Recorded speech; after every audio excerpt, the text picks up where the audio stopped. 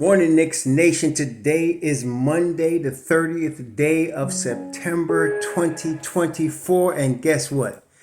Today is Media Day in New York, and it's the start of training camp in New York. We got a game, a preseason game only, but it's a preseason game. New York Knicks return to action next Sunday, October 6th. So it's on now. And what a weekend we've had. We now have Karl-Anthony Towns as our starting center. We no longer have Juju. I was of the mind that we would keep Juju and that he would retire a Knick. But apparently this summer that changed. And it changed because Juju was eligible for a $181 million extension, and both in the Knicks, and again part of the new culture, there was no major news about it except both Ian Begley reported at the time, this was like 2 months ago, that both sides decided to leave it alone. What we are finding out after the fact is that they could not come to an agreement on an extension. And that would be the end of Juju at that point because he has a player option at the end of this season for $33 million. He probably wants a big extension. He's going to be 30 years old in November. And so that would have been an issue. And then again, that is the modern game.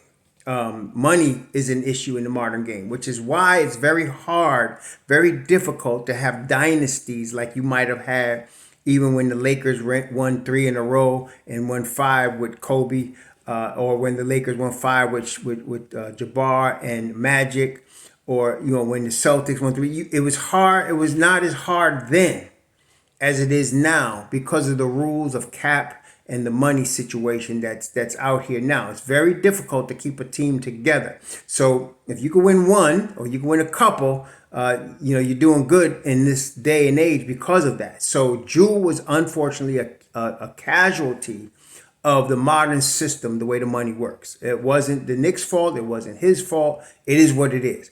So he could have chosen to take less money and continue to stay with New York. But he felt like he wanted more, and that's his choice, and we can't blame him. And there's some haters out there that are going to blame him or say he was, like I said, don't come on my channel hating Juju because it ain't going to work well. But yeah, he would have stayed, but the money situation was such what it was. So that means the Knicks traded him, who's going to be dealing with an extension now with Minnesota. That's all Juju could do was ask for a trade, because if the Knicks weren't going to give him, max extension money or money above 181 million, I don't know what they offered him, but he was eligible for a max of 181 right now. If he wasn't going to take that or anything less than that, now that's Minnesota's problem. And Minnesota trades Karl-Anthony Towns, who had them on the hook for 49 million this year, 53 million the year after that, 50 something million after that, and then finally 4 years from now, $61 million when he's going to be 32 years old. Now the Knicks took that because now the Knicks have him locked in. He ain't going nowhere. They have him locked in. There's no negotiations need to be done. Unfortunately, we had to lose Dante DiVincenzo, a very good player on the verge of all-star status, in my opinion. I think he should start in Minnesota, and they'll bring Mike Conley off the bench at age 36. And I think, in that regard, somebody would say we will regret trading him.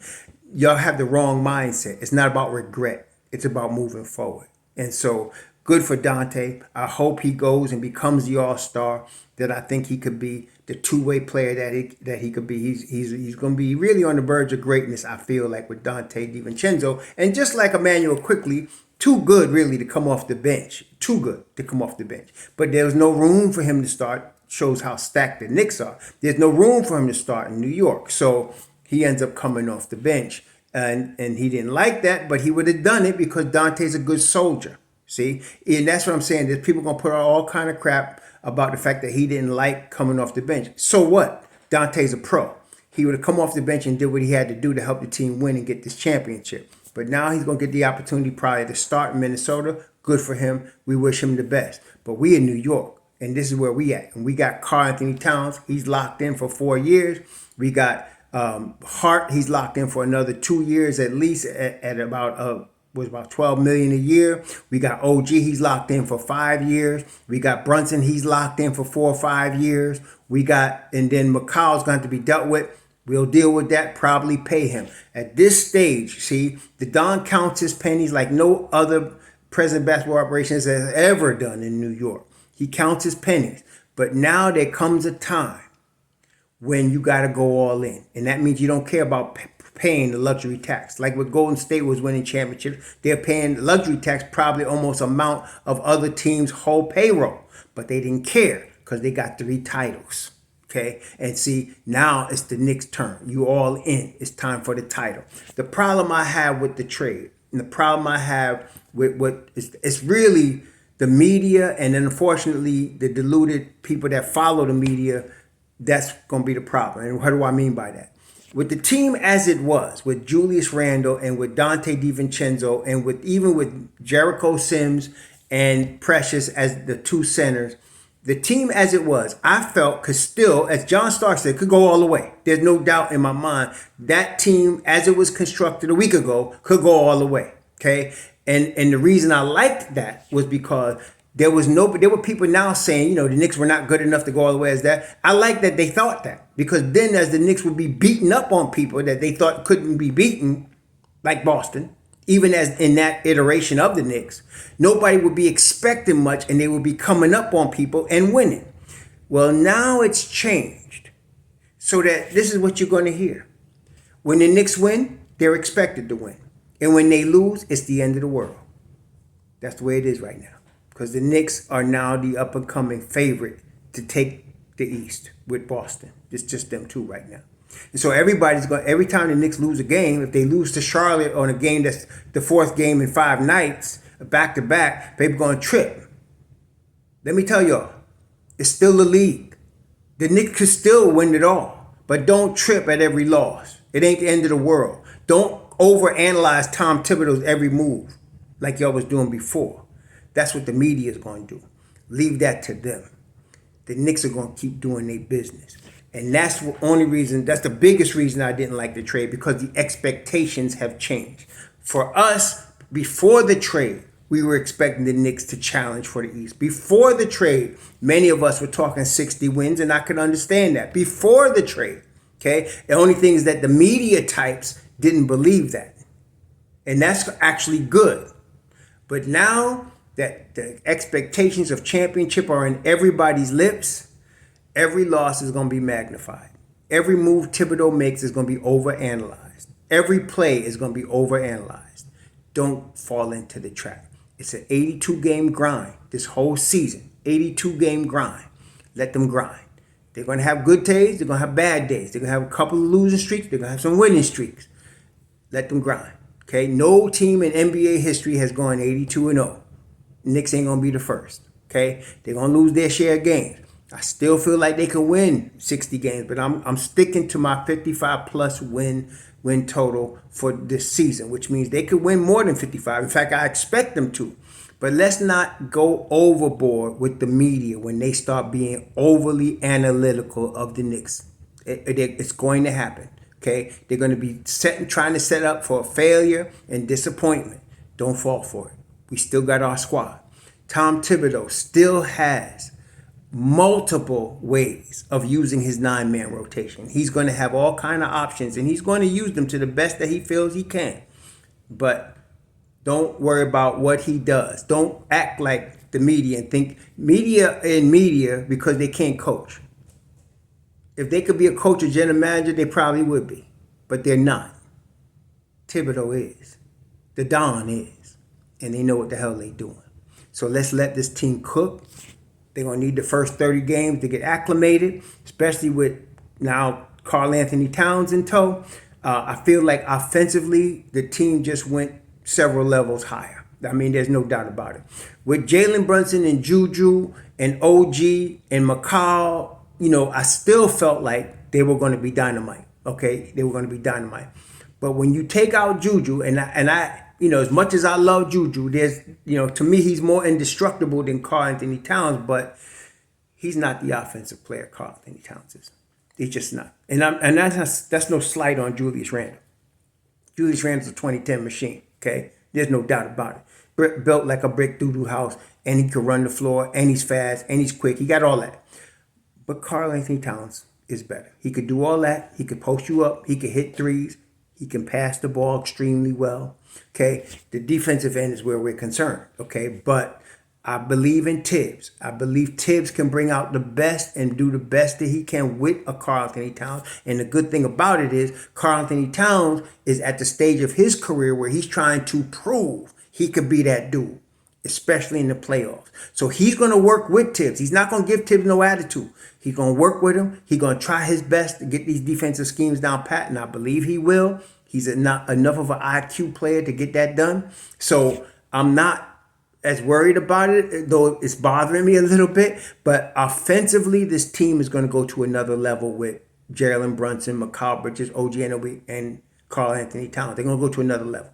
You're going to see another step forward for Deuce McBride because now he becomes an even more prominent part of Mobb Deep. Okay, you're going to see Precious Achiuwa playing his tail off because he's trying to get that next contract next year. Okay, and Precious is only probably looking for that mid-level exception money. That's all he's looking for. That whatever that money is, will be good for him. But he's getting half of that right now, so he's looking for that. He's going to be busting his tail. Jericho Sims has really been working real hard this summer because he know he's going to get regular minutes now. He's not going to get spot minutes. He's not going to be situational. He's going to be a guy in the rotation now, and he has earned that. All of those guys have.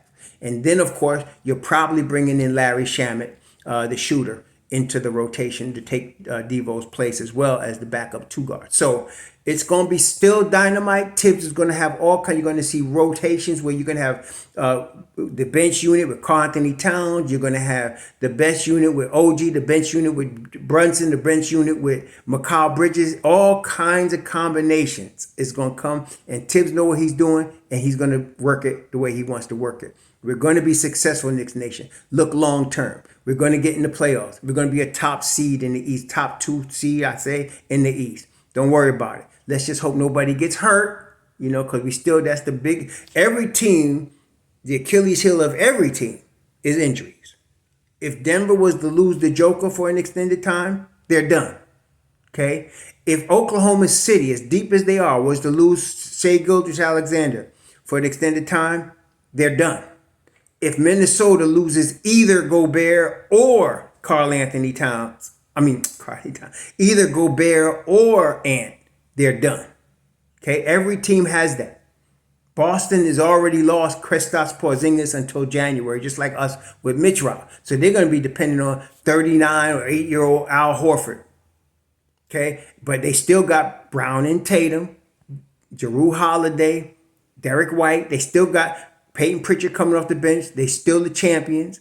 But if they were to lose another one of those pieces, particularly a Jrue Holiday or either Brown or Tatum, they're done. Every team has that.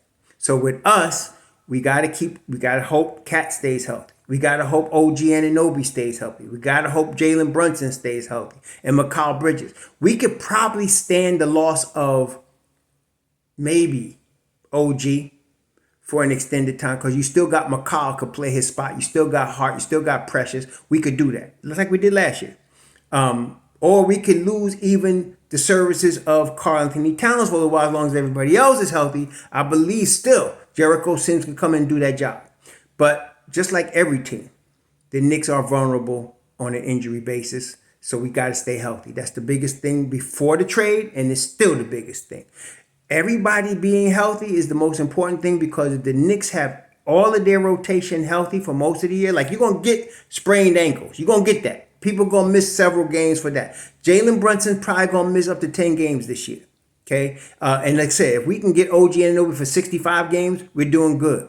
Okay? 72 games from Mikal Bridges, fine. If we can get 72 games from Karl-Anthony Towns, that means everybody going to miss up to 10 games or so. Maybe more, right? But I'm not talking about that. I'm talking about being out like Mitch Rob, half the season, 2 months, some stuff like that. That we don't need, okay? So if we can keep everybody relatively healthy, there's nobody in the East that could play with us. No, I'm just telling y'all. There's nobody. Ain't no Orlando, ain't no Boston. Forget Philly. Somebody asked, you think the Knicks are better than Philly now. The Knicks were better than Philly a week ago, before the trade. Before the trade. We ain't worried about PG-13 and MB. Before the trade, Precious could handle him. We not worried about that. They better than Philly. Ain't no Philly gonna mess with us. Not right now. The only teams that could deal with us is Boston, period.